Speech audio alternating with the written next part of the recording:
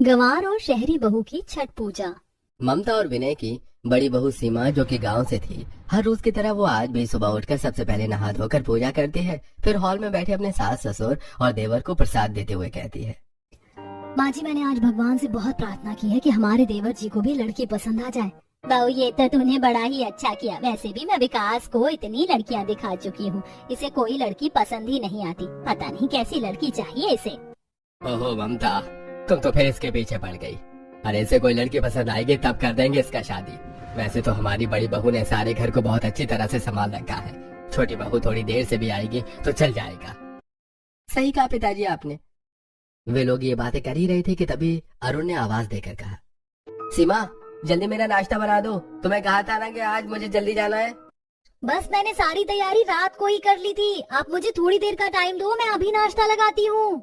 फिर सीमा जल्दी से किचन में जाती है। वो सभी के लिए नाश्ता बनाती है और टेबल पर लगा देती है। फिर वो घर की साफ सफाई करती है, अपने सास ससुर को टाइम पर दवा देती है और सब कुछ अच्छे से संभालती है। इसी तरह समय बीत रहा था। एक दिन ममता की एक सहेली करुणा उससे मिलने आई, जिससे बैठकर वो बातें करने लगी। अरे ममता, मैं एक बहुत अच्छी लड़की को जानती हूँ। कैसा नाम है उसका? आज के जमाने की मॉडर्न लड़की है। तेरे बेटे को पसंद आएगी तो कहे तो उससे तेरे बेटे विकास की बात चलाऊं। इसमें पूछने की क्या बात है, तो आज ही बात कर। करुणा शादी की बात चलाती है। दोनों परिवार मिलते हैं और विकास को भी केसर पसंद आती है। इस तरह जल्दी विकास की शादी केसर से तय हो जाती है और कुछ ही महीनों में मॉडर्न केसर दुल्हन बनकर ममता के घर आ जाती है। केसर दरवाजे पर खड़ी थी। उसने काफी भारी लहंगा पहना हुआ था। उसे काफी गर्मी भी लग रही थी। केसर अपने मन में सोचती है, कितनी गर्मी लग रही है, जल्दी से अपने रूम में जाकर सबसे पहले कपड़े बदलती हूँ और शावर लेती हूँ। तब सीमा आरती की थाली लेकर वहां आ जाती है। पहले तो वो अपनी देवरानी की आरती उतारती है और फिर उसका गृह प्रवेश करवाती है। सभी लोग हॉल में बैठकर बातें करने लगते हैं। तभी विनय कहता है, देख लो बहू, यही तुम्हारा परिवार है। आज तक सीमा बहू ने अकेले ही इस घर को संभाला है, अब तुम दोनों मिलकर संभालना। सभी लोग अपनी अपनी बातें कर रहे थे। केसर उनका जवाब तो दे रही थी, लेकिन उसे तो बस जल्दी से अपने कमरे में जाना था। तभी अरुण बोला, अच्छा, बातें बहुत हो गई हैं। नई बहू को कमरे में जाने दो ताकि वो भी आराम कर सके। हाँ केसर, अरुण सही कहता है। वैसे भी कल तुम्हारा ससुराल में पहला दिन है और सभी लोग तुम्हें देखने आएंगे, तो तुम्हें सुबह जल्दी उठना भी है। फिर केसर अपने कमरे में चली जाती है और शावर लेकर आराम करती है। अगले दिन सीमा जल्दी उठकर साफ सफाई और पूजा के बाद सभी के लिए नाश्ता बनाने में लग जाती है। तभी ममता वहाँ आती है और कहती है, अरे सीमा बहू, तुम अकेली रसोई में? आज तो केसर बहू की पहली रसोई है, वो अभी तक आई नहीं है। शायद वो रात को बहुत थक गई थी, इसीलिए वो अभी सोकर नहीं उठी है। हे भगवान, मेहमान आते ही होंगे छोटी बहू को देखने के लिए और वो अभी तक सो रही है। मैं उसे जगाती हूँ। अब ममता केसर के कमरे में जाती है और उसे जगाते हुए कहती है, केसर बहू, अभी तक सो रही हो? 8 बज गए हैं, उठ जाओ। अभी तो 8 ही बजे हैं, प्लीज सोने दीजिए। वैसे भी मैं रात को बहुत थक गई थी। ये तुम्हारा मायका नहीं है, ससुराल है बहू। तुरंत उठ जाओ और तैयार हो जाओ, बस मेहमान आते ही होंगे। ऐसा कहकर ममता वहाँ से चली जाती है। फिर केसर उठती है और कहती है, अरे इतनी भी क्या जल्दी रहती है मेहमानों को बुलाने की? सोने नहीं दिया मुझे।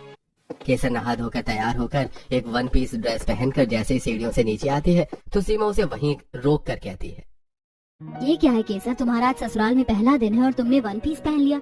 जल्दी से जाओ और कोई अच्छी सी साड़ी पहनकर आ जाओ और सर ढकना मत भूलना। जेठानी जी, मैं आपकी तरह गंवार नहीं हूँ, मॉडर्न हूँ, मुझसे नहीं होगा ये सब। पीछे से ममता आती है और उसे सुनाती है। केसर को ममता की बात पसंद तो नहीं आती, लेकिन वो कर भी क्या सकती थी। वो अंदर जाती है और एक अंदर सुंदर सी साड़ी पहनकर बाहर आती है। सभी मेहमान केसर से मिलते हैं और उनकी बहुत तारीफ करते हैं। तभी सीमा बहू सभी के लिए हलवा लेकर आ जाती है। सभी लोग हलवा खाते हैं। उसके जाने के बाद ममता केसर से कहती है, बहू, आज तुम्हारी पहली रसोई की रस्म है। तुम ऐसा करो कि रसोई में जाओ और अपनी पसंद की चीजें सभी के लिए बना लो। ये सुनकर केसर रसोई में जाती है और पहले आलू काट कर फ्रेंच फ्राइज बनाती है। फिर ओवन में पिज्जा और कढ़ाई में चाउमीन बनाती है और साथ में सैलेड भी, और टेबल पर लगाती है। सुबह सुबह ये सब खाना देखकर सबका मुंह बन जाता है और कोई नहीं खाता। बहू, ये सब क्या बना दिया? तुम्हारी जेठानी ने तो खीर पूरी सब्जी बनाई थी, बहुत स्वादिष्ट था। सुबह सुबह तो ये सब नहीं खाया जाएगा। गाँव की गंवार जो है, और क्या ही आता होगा बनाना। इतना कहकर केसर चली जाती है। फिर सीमा सबके लिए नाश्ता बनाकर लाती है। ऐसे कुछ महीने बीतते हैं। एक दिन ममता अपनी दोनों बहुओं से हॉल में बैठा कर कहती है, सीमा और केसर, तुम्हें तो पता है छठ पूजा आ रही है। तुम दोनों बहुओं को पूरे विधि विधान से छठ पूजा करनी है। पता है ना, छठ पूजा में निर्जला व्रत करना पड़ता है। जी माँ जी, माँ जी मुझसे नहीं होगा ये फास्ट, ये बहुत ही हार्ड फास्ट होता है और मुझसे भूखा नहीं रहा जाता, तो ये फास्ट आप और आपकी गंवार बहू रख ले बस। ये तुम कैसी बातें कर रही हो केसर बहू? छठ पूजा करने से पुत्र प्राप्ति होती है और छठ मैया हमारे पुत्र को कुशल मंगल भी रखती है। और ऐसा भी क्या बड़ी बात है उपवास रखना, तुम्हें इस बार उपवास रखना ही होगा। और सीमा बहू पिछली बार की तरह तुम इस बार भी पूरी श्रद्धा से उपवास रखना। मुझे पूर्ण विश्वास है इस बार छठ का उपवास करने से तुम्हारी गोद हरी भरी हो जाएगी। बाकी डॉक्टर से तो इलाज चल रहा है। हाँ माँ जी, शादी को 3 साल हो गए पर आज तक मुझे संतान प्राप्ति नहीं हुई, परंतु मुझे पूरा विश्वास है कि इस बार छठ का उपवास करने के बाद मुझे माँ बनने का सौभाग्य जरूर मिलेगा।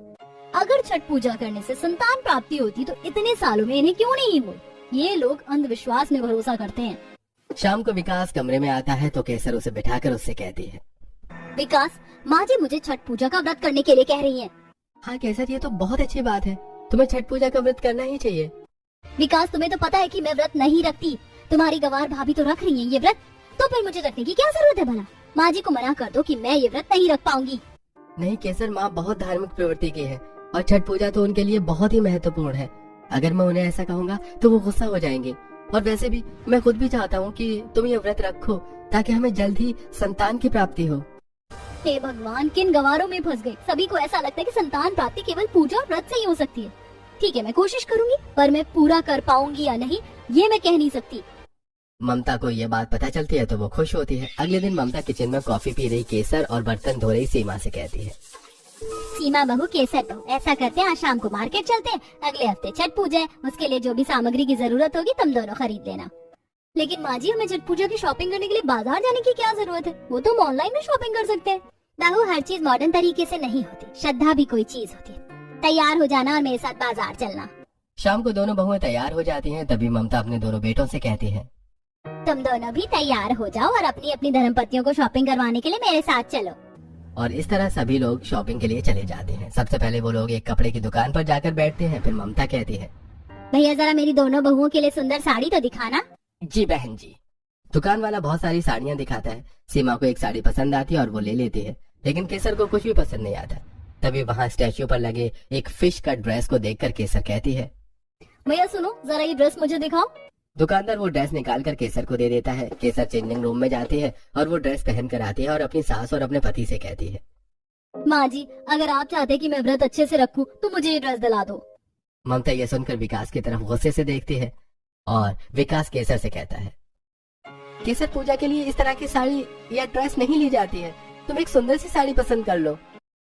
केसर को ये बात अच्छी तो नहीं लगती, लेकिन फिर भी वो चेंजिंग रूम में जाकर ड्रेस चेंज करके आती है और एक साड़ी पसंद कर लेती है। फिर सब लोग उस दुकान पर जाते हैं जहाँ पर पूजा का सामान मिलता है। ममता कहती है, सीमा, केसर, तुम दोनों पूजा का सारा सामान खरीद लो और ध्यान रहे कुछ छूटना नहीं चाहिए। जी माँ जी, मैं खरीद लेती हूँ।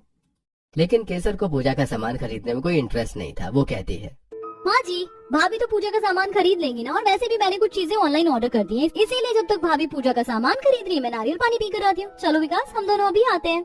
ऐसा कहकर केसर विकास के साथ नारियल पानी पीने चली जाती है और सीमा पूजा की सारी सामग्री ले लेती है। सामग्री लेते समय सीमा अपनी सास से कहती है, माँ जी, मैं अपने साथ साथ केसर के लिए भी पूजा की सारी सामग्री ले लेती हूँ।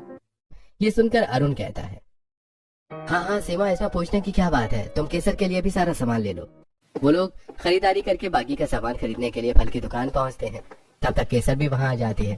पहले वो लोग गन्ना खरीदते हैं, फिर अलग अलग तरह के 5 फल खरीदते हैं और फिर वो लोग मार्केट में थोड़ा आगे जाते हैं तो सीमा को बांस की टोकरी की दुकान दिखाई देती है। तो सीमा कहती है, माँ जी, पूजा के लिए हम बांस की टोकरी खरीद लेते हैं। बांस की टोकरी? लेकिन भाभी, आज के जमाने में भला बांस की टोकरी कौन खरीदता है? आप लोग फाइबर या प्लास्टिक की टोकरी खरीद लीजिए।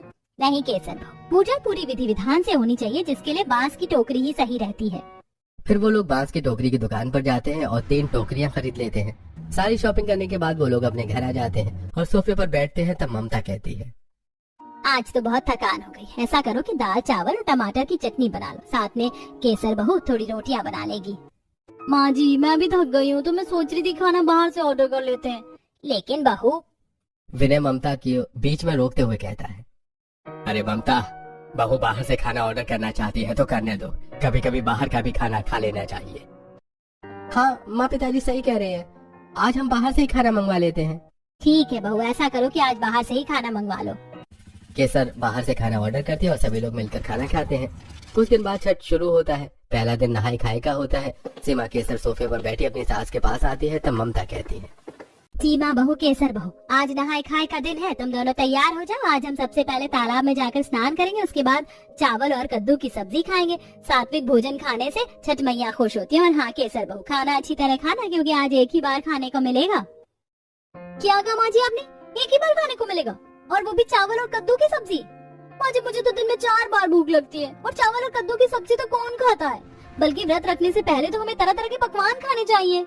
ये सुनकर विकास मजाक उड़ाते हुए कहता है, केसर, ये तो बहुत अच्छी बात है।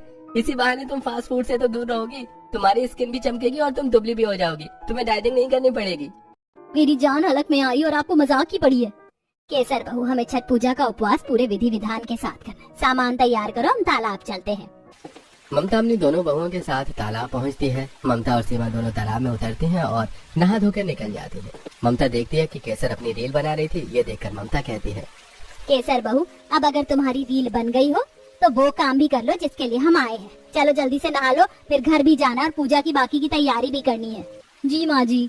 केसर जैसे ही अपना एक पैर पानी में रखती है तो उसे पानी बहुत ठंडा लगता है। केसर कहती है, बाप रे, पानी तो बहुत ठंडा है माँ जी, मैं इस ठंडे पानी में नहा नहीं सकती, मुझे सर्दी लग जाएगी। आप लोगों ने तो नहा लिया है ना, तो ऐसा करती हूँ कि मैं घर जाकर गर्म पानी का शावर ले लूंगी। नहीं केसर, छठ पूजा के लिए हमें तालाब के ठंडे पानी से ही नहाना पड़ता है। और तुम डरो मत, पानी तब तक ही ठंडा लगेगा जब तक तुम तालाब में उतर नहीं जाती। एक बार तुम तालाब में उतर जाओगी तो पानी ठंडा लगना बंद हो जाएगा। चलो अब जल्दी से नहा लो, बाकी लोग भी तो नहा रहे हैं। बेचारी केसर जैसे तैसे तालाब में उतरती है और जल्दी जल्दी नहाकर बाहर आ जाती है। घर जाकर सीमा छत पर बने चूल्हे को लीपती है और फिर उसके बाद लौकी की सब्जी बनाती है और फिर चावल बनाती है और खाना बनाकर हॉल में लेकर आती है। चटाई बिछाकर सब बैठते हैं और फिर सीमा ममता और केसर के साथ साथ अपने लिए भी चावल और कद्दू की सब्जी परोसती है और बाकी सबके लिए आलू गोभी की सब्जी, दाल, चावल, चटनी, रायता, अचार सब कुछ लगाती है। तब ममता कहती है, ठीक है, तो सभी लोग अपना अपना खाना खाओ। सभी खाना खाने लगते हैं। तभी केसर अपना खाना देखकर कहती है, माँ जी, मुझसे कद्दू की सब्जी और चावल नहीं खाए जाएंगे, मुझे भी आप दाल, चावल और आलू गोभी की सब्जी दीजिए ना। उपवास से पहले सादा खाना ही खाया जाता है, इसीलिए हमें लौकी की सब्जी और चावल ही खाने होंगे। ऐसे कौन से भगवान है भला जो अच्छा खाना खाने से मना करते हैं? अरे केसर, तुम कहो तो मैं तुम्हारे लिए पिज्जा या बर्गर मंगवा दूं। विकास, तू बहू का मजाक क्यों उड़ा रहा है? बहू केवल व्रत के समय की ही तो बात है, खा ले बहू। अब उन लोगों ने खाना खाया और उपवास शुरू कर दिया। दोपहर में केसर को भूख लग रही थी तो वो किचन में जाती है और बिस्किट जैसे ही मुंह में रखती है वैसे ही सीमा वहाँ आती है और उसके हाथ से बिस्किट छीन लेती है। ये क्या पाप करने जा रही थी तुम? शाम को खाना तो है, ज्यादा मुझे मत सिखाओ, गंवार कहीं की। जहाँ एक तरफ केसर को उपवास रखने में बहुत दिक्कत हो रही थी तो वहीं दूसरी तरफ सीमा पूरे भक्ति भाव से उपवास रख रही थी। दूसरे दिन दोनों बहू का निर्जला उपवास था। उपवास शुरू होने के अभी कुछ ही घंटे बीते थे तभी केसर विकास से कहती है, ए जी सुनिए ना, आपको तो पता है कि मुझे बहुत भूख लग जाती है, प्लीज माँ जी से छुपकर मेरे लिए बाहर से खाने को ला दीजिए ना। कैसी बातें कर रही हो केसर? उपवास में खाना पीना अलाउ नहीं होता है और इतनी भी क्या बड़ी बात है? तुम ना हर बात को कुछ ज्यादा ही सोच लेती हो। जरा एक बार तुम फास्ट रखकर देखना, पता चल जाएगा। और वैसे भी ये फास्ट सिर्फ औरतों को क्यों रखना पड़ता है? ये तो तुम भगवान से ही पूछना। वैसे भी मुझे नहीं लगता कि तुमसे बात करने का कोई फायदा है, मैं जा रहा हूँ। ऐसा कहकर विकास वहाँ से चला जाता है। शाम होने वाली थी तभी ममता अपनी दोनों बहुओं से कहती है, सीमा केसर, तुम दोनों उपवास तोड़ने के लिए गुड़ की खीर और रोटी बना लो। ये सुनकर केसर कहती है, माँ जी, गुड़ की खीर और रोटी? मेरा मतलब कि सारा दिन उपवास रखने के बाद गुड़ की खीर और रोटी कौन खाता है? माँ जी, मुझ पर कुछ तो दया कीजिए, कुछ तो अच्छा खाना बनवा लीजिए, मैं गुड़ की खीर और रोटी बिल्कुल नहीं खाऊंगी। सास एक नहीं सुनती और छत पर मिट्टी के चूल्हे पर गुड़ की खीर और रोटी बनाई जाती है। फिर दोनों बहुओं के साथ साथ घर के बाकी सदस्य भी पूजा के साथ जमीन पर बैठकर प्रसाद के रूप में गुड़ की खीर और रोटी खाते हैं। इस तरह छठ पूजा का दूसरा दिन भी खत्म हो जाता है। तीसरे दिन शाम को ममता अपनी दोनों बहुओं से कहती है, सीमा बहू और केसर बहू, सूर्यास्त से पहले हमें तालाब में जाकर पूजा करनी होगी और सूरज को अर्घ्य देना होगा, तो तुम दोनों तैयार हो जाओ, हम अभी नदी पर जाएंगे। वो तो ठीक है माँ जी, लेकिन आप मुझे ठंडे पानी में नहाने के लिए तो नहीं कहेंगी ना? केसर बहू, सूर्य को अर्घ्य तालाब के पानी में खड़े होकर ही दिया जाता है। अब तुम ज्यादा बहस मत करो और जल्दी से तैयार हो जाओ, वरना हमें देर हो जाएगी। सीमा और केसर जल्दी से तैयार होती है। नाक तक सिंदूर लगाकर बांस की टोकरी में सारे फल लेकर वो लोग पूजा करने के लिए तालाब में जाती हैं और बाकी सबके साथ खड़े होकर पूजा करती हैं और बांस की टोकरी में सारे फल रखकर सूर्य को अर्घ्य देती हैं। सीमा तो पूरी भक्ति भाव से पूजा कर रही थी, लेकिन केसर उसका भी ब्लॉग शूट करती है। पूजा खत्म होने के बाद वो लोग घर आ जाते हैं और अब बड़ी बहू और सास मिलकर ठेकुआ बनाती है। सास ठेकुआ को शेप देती है और सीमा उन्हें तलती है और ममता केसर को भी बनाने को कहती है। माँ जी, ये गवारों वाला काम आप जेठानी जी से कराओ, मैं अपना मैनिक्योर नहीं खराब करूंगी। इतना कहकर केसर चली जाती है। अब रात को ममता अपनी दोनों बहुओं से कहती है, तुम दोनों जल्दी से सो जाओ, कल सुबह जल्दी उठकर सूरज को अर्घ देने के लिए तालाब पर चलना है। ये आखिरी पूजा होती है, जो साड़ी दिलाई थी वही पहनना और पूरा श्रृंगार करना। केसर अपने कमरे में आती है और कपड़े बदलकर बिस्तर पर लेटकर अपने पति से कहती है, मैं तो छठ पूजा से काफी परेशान हो गई हूँ। इतनी सुबह उठकर कौन जाकर तालाब में नहाता है? माँ जी को ये सब नहीं करवाना चाहिए। केसर बस कल की और बात है, सब कुछ विधि विधान से हो जाएगा। केसर को विकास की बात सुनकर बहुत गुस्सा आता है, लेकिन वो कुछ नहीं कहती और चुपचाप सो जाती है। अगले दिन सुबह दोनों बहुएं और सास अच्छे से तैयार होती हैं और बांस की टोकरी में ठेकुआ और सारे फल लेकर तालाब पर पहुंचती हैं। फिर वो लोग तालाब के पानी में खड़े होकर सूरज को प्रणाम करते हैं और पूजा करते हैं और घर आकर ठेकुआ से उपवास तोड़ते हैं और अपना व्रत संपन्न करते हैं। तो ममता कहती है, केसर बहू, सीमा बहू, तुम दोनों ने व्रत बहुत अच्छी तरह से किया। छठ मैया ने चाहा तो तुम दोनों की गोद जल्दी ही भर जाएगी। अभी कुछ ही समय बीता था कि दोनों बहुएं प्रेग्नेंट हो जाती हैं। सब हॉल में बैठे थे। सीमा तो अपने प्रेगनेंसी से बहुत खुश थी। देखा माँ जी, छठ मैया ने मेरी सुन ली और मेरी गोद भर दी। माँ जी, मैं भी प्रेग्नेंट हूँ। ये तो बहुत ही खुशी की बात है कि मेरी दोनों बहुओं ने मुझे खुशखबरी सुना दी। घर के बाकी लोग भी ये खुशखबरी सुनकर बहुत खुश होते हैं। विनय कहता है, ममता, बधाई की हकदार तो तुम भी हो। तुमने हमारी दोनों बहुओं को पूरे विधि विधान से छठ पूजा का व्रत कराया। ये उसी का फल है जो हमारी दोनों बहुएं साथ ही गर्भवती हुई। धीरे धीरे समय बीतने लगता है। बीतते समय के साथ दोनों बहुएं एक एक बेटे को जन्म देती हैं। घर में खुशी का माहौल था। ममता ने सीमा के बेटे का नाम अमित और केसर के बेटे का नाम सुमित रखा। ममता अपने दोनों पोतों से बहुत प्रेम किया करती थी। समय बीत रहा था। बीतते समय के साथ दोनों के बेटे बड़े होने लगे। एक दिन जब केसर सोकर उठी तो उसने देखा कि अमित को बहुत तेज बुखार है। वो तुरंत ही विकास को जगाकर बोली, विकास उठो, देखो सुमित को कितनी तेज बुखार है, हमें इसे अभी डॉक्टर के पास लेकर जाना होगा। विकास चौंक कर उठ बैठा। उसने सुमित को छूकर देखा तो उसे बहुत तेज बुखार था। वो अपनी माँ के पास आया और सारी बातें बताते हुए बोला, माँ, मैं अभी सुमित को डॉक्टर के पास ले जा रहा हूँ। बेटा, तू कहे तो हम लोग भी साथ चलते हैं। नहीं माँ, उसकी कोई जरूरत नहीं है। मैं और केसर उसे अस्पताल ले जाएंगे। अगर जरूरत पड़ी तो मैं आपको फोन कर दूंगा। दोनों सुमित को लेकर अस्पताल पहुँचते हैं। डॉक्टर ने सारे टेस्ट करवाए और फिर उसने दवाइयाँ दी और वो सुमित को लेकर घर आ गई। दवाइयाँ खिलाने के बाद भी सुमित का बुखार नहीं उतर रहा था।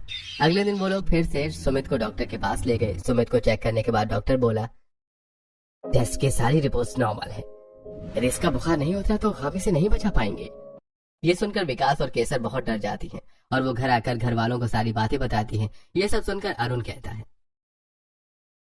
तो चिंता मत कर विकास, हम सुमित को मुंबई ले जाएंगे। बड़े से बड़े डॉक्टर को दिखाएंगे, लेकिन हम उसे कुछ नहीं होने देंगे।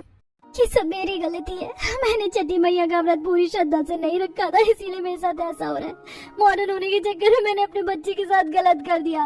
वही गाँव की होकर जेठानी जी का व्रत सफल हुआ। केसर, अगर तुम बुरा ना मानो तो मैं एक बात कहूँ। कहिए।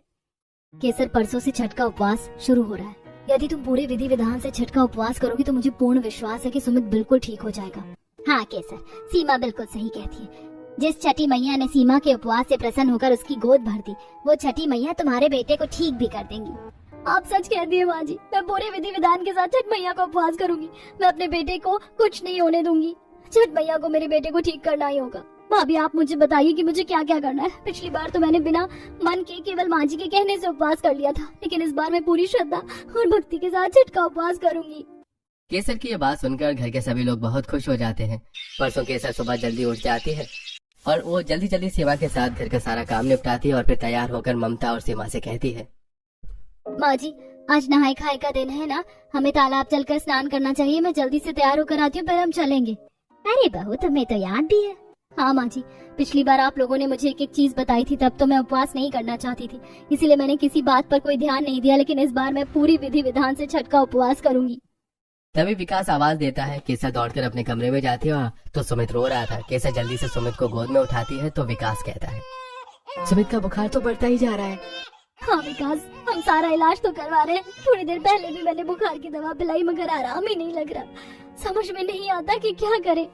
तभी वहाँ पर ममता और सीमा भी आ जाते हैं और ये सब सुनकर ममता कहती है, केसर बहू तुम चिंता मत करो, मुझे पूरा विश्वास है कि छठ पूजा का उपवास पूरा करते ही सुमित बिल्कुल ठीक हो जाएगा। विकास, माँ जी ठीक कहती है, मुझे भी इस बात का पूरा भरोसा है। तुम अमित को संभालो, मैं माँ जी के साथ तालाब से स्नान और पूजा करके आती हूँ। विकास बच्चे को संभालता है। ममता, सीमा और केसर तीनों तालाब पर जाने के लिए निकल जाती हैं। जल्दी वो तीनों तालाब में पहुंचती हैं। सबसे पहले केसर तालाब में उतरती है और कहती है, माँ जी, सीमा भाभी आप भी आ जाइए, आज तो मुझे बिल्कुल ठंड नहीं लग रही है। सीमा केसर की बात सुनकर खुश होते हुए कहती है, केसर, जब मन में श्रद्धा होती है तो पानी ठंडा नहीं लगता। तुम्हारे मन में अब छठी मैया के लिए बहुत श्रद्धा है, इसीलिए तुम्हें पानी ठंडा नहीं लग रहा है। ठीक है बहू, चलो हम भी चलते हैं, जरा मेरा हाथ पकड़ लो। सीमा ममता का हाथ पकड़कर उसे तालाब में उतार देती है। तीनों तालाब में स्नान करके सूर्यदेव को प्रणाम करते हैं और पूजा करके अपने घर आ जाते हैं, जहाँ ससुर अमित को खिला रहे थे। फिर सभी बैठते हैं और केसर कहती है, माँ जी आप लोग रुकिए, मैंने कद्दू की सब्जी पहले से ही काट कर रखी थी। मैं कद्दू की सब्जी, चने की दाल और चावल लेकर आती हूँ। ऐसा कहकर केसर मिट्टी के चूल्हे पर खाना बनाने जाती है। तब विनय कहता है, कितनी समझदार हो गई है ना हमारी बहू, सब कुछ कितने अच्छे से संभाल रही है। हाँ पिताजी, भगवान ने चाहा तो सुमित की तबीयत बिल्कुल ठीक हो जाएगी। तभी विकास भी कमरे से बाहर आया तो ममता ने पूछा, विकास बेटा, अब सुमित कैसा है? बस अभी अभी सोया है। आप लोग अमित को देख लीजिए, जब तक केसर उपवास का खाना बना रही है तब तक मैं आप लोगों के लिए खाना बना देती हूँ। नहीं बहू, आज हमारे लिए कुछ भी अलग खाना मत बनाना। आज हम भी तुम लोगों के साथ वही खाना खाएंगे जो तुम लोग खाओगी। सीमा केसर की मदद करने के लिए छत पर चली जाती है। थोड़ी देर बाद केसर और सीमा कद्दू की सब्जी, चने की दाल और चावल बनाकर ला देती हैं और सभी लोग साथ में जमीन पर बैठकर चावल, कद्दू की सब्जी और चने की दाल खाते हैं। अगले दिन ममता अपनी दोनों बहुओं के साथ निर्जला व्रत रखती है। दोपहर में कुछ न खाने की वजह से केसर को चक्कर आ रहे थे। विकास केसर की गोद से अमित को लेते हुए बोला, केसर तुम ठीक तो हो ना? हाँ विकास, मैं बिल्कुल ठीक हूँ। देखो ना, अमित का बुखार भी कम हो गया है। हाँ केसर, तुम ठीक कहती हो। शाम होते ही केसर मिट्टी के चूल्हे पर गुड़ की खीर और रोटी बनाने के लिए पहुंची। उसने गुड़ की खीर बनाना शुरू किया था, तभी सीमा वहाँ पर आती है और कहती है, लाओ केसर, मैं भी तुम्हारी मदद करती हूँ। दोनों बहुएं मिलकर गुड़ की खीर और रोटी बनाती हैं। इसी तरह से 3 दिन बीत जाते हैं और आज अंतिम दिन था। सुबह उठकर ममता अपनी दोनों बहुओं के साथ साथ तालाब पर जाते हैं और तालाब में खड़े होकर उगते हुए सूरज को अर्घ देकर पूजा करती है और अपने व्रत का समापन करती है। फिर अपने घर वापस आ जाती है। तभी विकास कहता है, माँ, केसर सुमित को बहुत तेज बुखार है, हमें उसे तुरंत डॉक्टर के पास ले जाना होगा। घर के सभी लोग मिलकर अमित सुमित को डॉक्टर के पास ले जाते हैं। डॉक्टर सुमित को चेक करता है और उसे कुछ दवाइयां भी देता है। थोड़ी देर में सुमित का बुखार उतर जाता है और वो बिल्कुल ठीक हो जाता है। सुमित को खेलते देखकर घर के सभी लोग बहुत खुश हो जाते हैं। डॉक्टर कहता है, सुमित आश्चर्यजनक तरीके से ठीक हो गया। ऐसा लगता है जैसे कोई करिश्मा हुआ है, लेकिन अब ये बिल्कुल ठीक है और आप इसे घर ले जा सकते हैं। डॉक्टर को भले ही समझ में नहीं आ रहा था, लेकिन परिवार के सभी लोग जानते थे कि ये छठ पूजा का ही फल था कि अमित बिल्कुल ठीक हो गया था। सभी लोग खुशी खुशी घर आ जाते हैं और छठी मैया को धन्यवाद देते हैं।